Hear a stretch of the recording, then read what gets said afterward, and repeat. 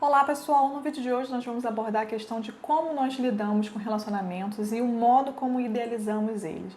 Ou seja, a ideia é a gente tentar entender como por vezes a gente se envolve, principalmente no que se refere a relacionamentos conjugais, em que a gente cria uma expectativa, uma idealização de como aquela pessoa deveria se portar numa relação, por exemplo, e de como isso, como não acontece por grande parte das vezes na prática, a gente se frustra e acaba culpabilizando o outro por não corresponder a esse ideal criado por nós. Vale ressaltar que cada ser é singular, ou seja, as expectativas que nós criamos por vezes não se equiparam às características e singularidades que a pessoa tem. Então, às vezes a gente casa com uma pessoa, se envolve, namora com uma pessoa, em que a gente traça uma série de itens que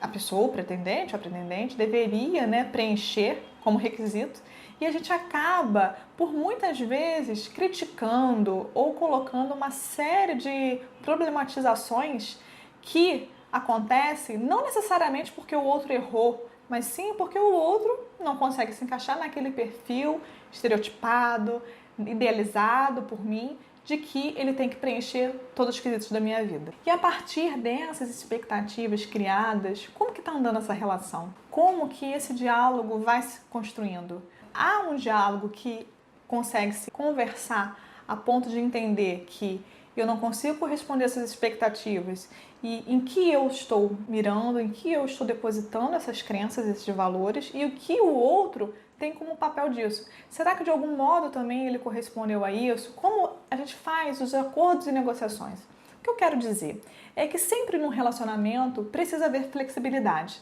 para poder a pessoa se ajustar uma a outra. A questão de cultura, hábitos, rotinas, a questão dos gostos, dos valores compartilhados. Isso é um processo de construção e que se dá de acordo com a disponibilidade e com o investimento, digamos assim, que cada um tem nessa relação. Entretanto, um acordo feito não quer dizer que todas as regras vão ser cumpridas, ou seja, nem todas as regras o outro vai ter condições de dar conta. E a gente coloca como se fosse uma obrigação e não uma questão de investimento, prazer ou dedicação que sejam naturais. Então, esse diálogo, que às vezes pode não existir, porque a gente acaba acumulando e não dividindo com o outro o que já está incomodando ou o que eu preciso rever na minha visualização de como deve ser a relação.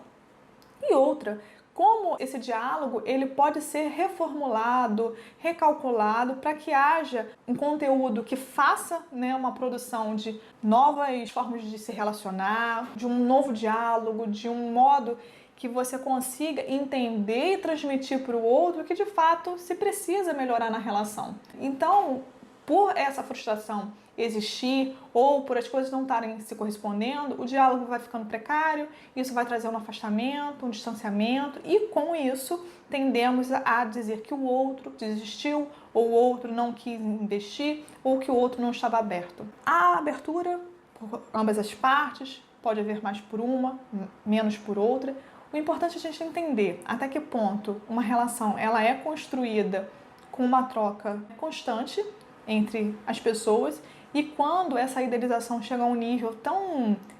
alto que a gente quer que a pessoa que a gente divide preencha esses critérios de modo a se tornar um ritual, como se aquilo que não se encaixasse dentro daqueles critérios não cabe para mim. E com isso eu não consigo me flexibilizar para entender a singularidade alheia.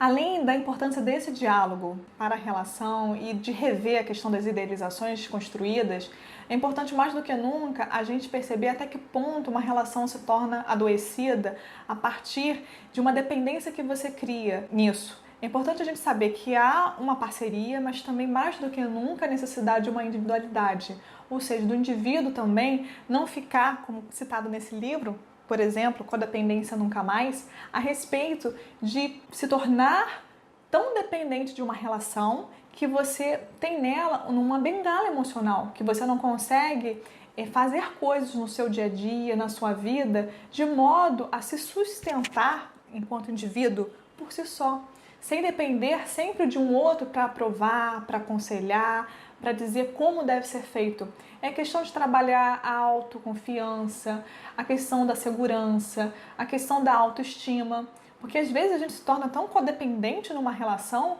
que a gente não percebe que a gente está se anulando a partir de um outro e que por vezes também a gente está tão imerso nessa idealização construída dos relacionamentos que a gente perde referência de quem nós somos. E é importantíssimo não perder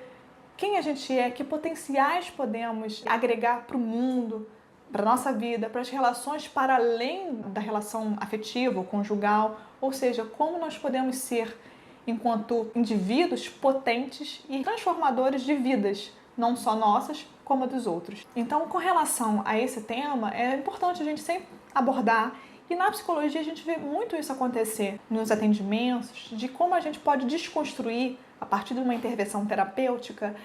a questão de como criamos as expectativas, como lidamos com as idealizações e como nós podemos visualizar e vislumbrar os nossos relacionamentos por um outro viés que não seja adoecedor, que não seja de estabelecer críticas sobre o outro e que também reveja os nossos próprios valores, nossos próprios ideais e também a importância de o que realmente a gente deseja, o que o outro pode nos oferecer, mas também o que nós podemos fazer de diferença para esse outro. Bom, espero que vocês tenham gostado do vídeo. Inscrevam-se no nosso canal, tem vídeos novos todas as quintas. Até o próximo.